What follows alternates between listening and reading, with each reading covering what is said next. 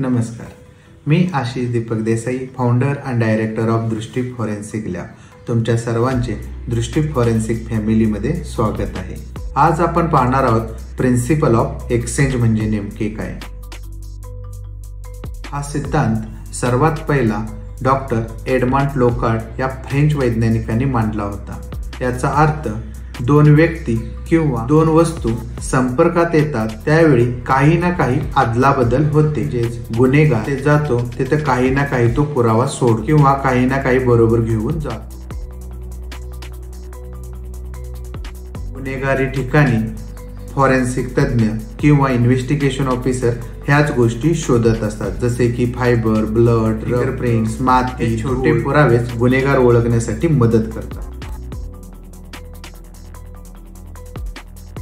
हा सिद्धांत न्यायालयामध्ये वापरला जातो, पुरावा म्हणून सुद्धा वापरला जातो. तर तुम्हाला प्रिन्सिपल ऑफ एक्सचेंज समजले का?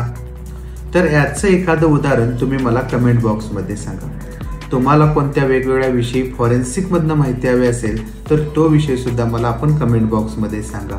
हा व्हिडिओ आवडला असेल तर लाईक करा आणि अशा वेगवेगळ्या फॉरेन्सिकच्या व्हिडिओसाठी आजच आमच्या चॅनलला सबस्क्राईब करा.